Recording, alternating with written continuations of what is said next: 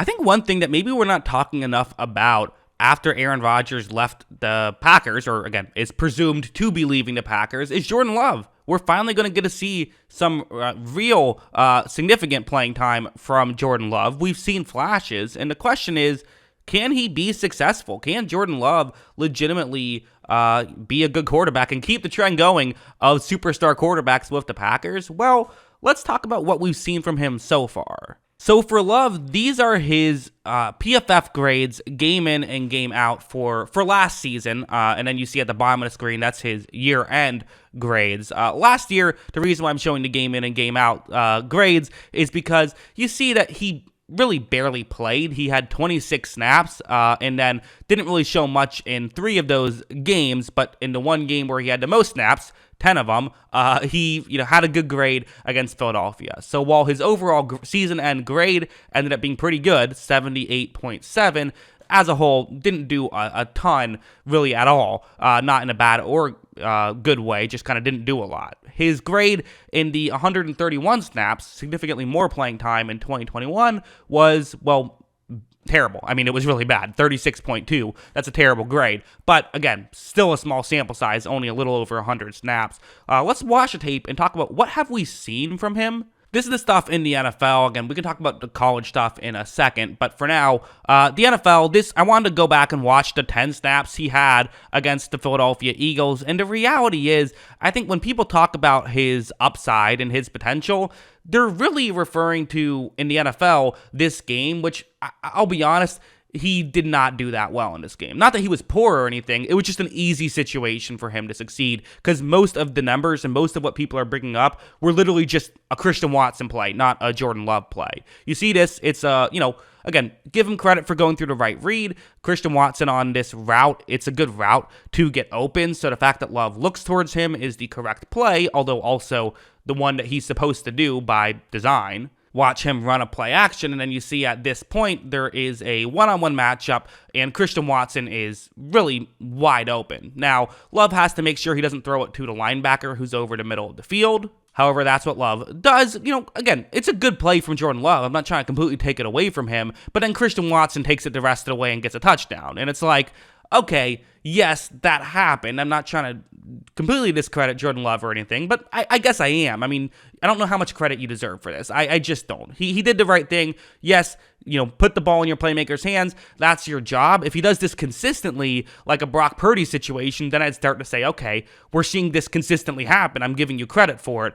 But if it's just one play that people are reacting to be honest, I just don't care. It's one play. It's not a big enough sample size for me because literally every quarterback in the NFL is capable of making this play. What I would want to see out of Jordan Love is him to make it consistently. Now, I also want to be clear and say I'm not being anti-Jordan Love either. I'm not saying who cares about this play, Jordan Love sucks or anything like that. No, I'm just saying that I don't give him credit for this play too much. I don't give him too much credit. It's not to say that, I think that he sucks or anything, because I think the negatives are also something I would say something very similar about. Like this play, for example, Jordan Love, we've talked about the accuracy thing. The accuracy, like watch, he misses this throw, kind of throwing off balance.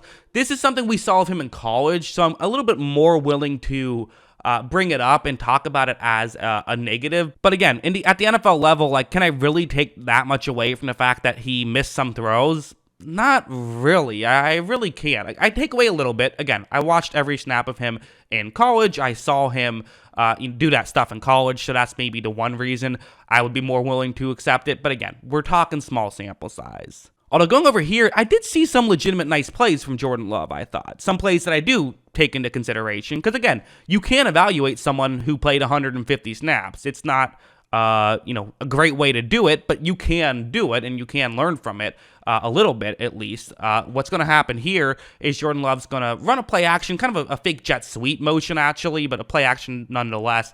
Then roll out towards the offense's right. There's a tight end who's going to run over in that direction. That's where Love is going to look to throw the football. Watch how Love takes the snap, and this play is well covered by Detroit, I would say. You see, I paused it right here, and it's, it's not totally open. It really isn't. However, watch where Love puts the football. I mean, that's, not caught, but it was right on the money, and it was a good job of kind of seeing, okay, well, someone isn't open. There's still a way to throw it to them and make something work, and he did do that in college as well. He was able to make some of these small things happen. So, again, we're talking small sample size. That's just going to be a part of this video and part of the Jordan Love evaluation. We don't know what we have in Jordan Love, and we're not going to know what we have until we see him at least play a year at the NFL level. But as of right now, what we've seen from Jordan Love, there's been some flashes, there's been some downsides, and I wouldn't really take too much away from the Eagles game. I think some people, for some reason, do,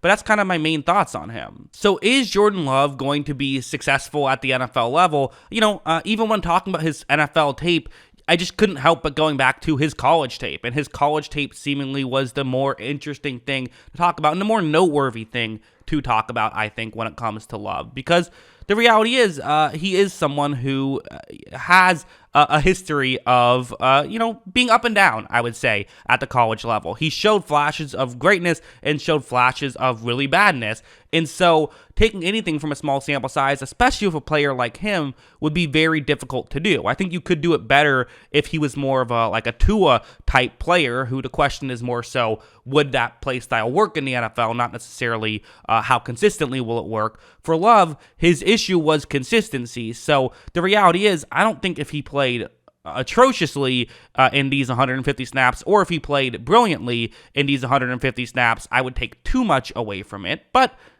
how did he play in those 150 snaps? Below average, I would say. I mean, the Packers are expecting him to play better this next season than he has played so far at the NFL level. But of course, you're expecting that. I mean, he's been in the league for several seasons now at this point. So of course, you're expecting better things to happen.